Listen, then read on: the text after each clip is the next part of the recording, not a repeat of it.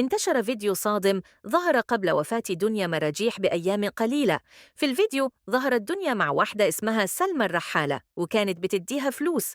اللقطة دي فتحت باب الشكوك، هل كانت دي بداية الصفقة؟ بعدها مباشرة ظهرت بنت بتقول إنها ابنة الرئيس الأسبق حسني مبارك، وبدأت تفضح شبكة مرعبة لتجارة الأعضاء، وقالت إن الضحايا كانوا مشاهير منهم دنيا مراجيح واللاعب إبراهيم شيكا.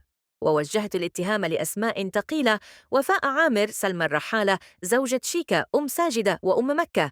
البنت قالت إنهم السبب في موت شيكا ودنيا. فهل كانت بتفضح شبكة حقيقية ولا مجرد اتهامات خطيرة بدون دليل؟ بدعيلك والله انا نايمه على الارض وغلبانه. الناس في حالة صدمة والقضية لسه مفتوحة،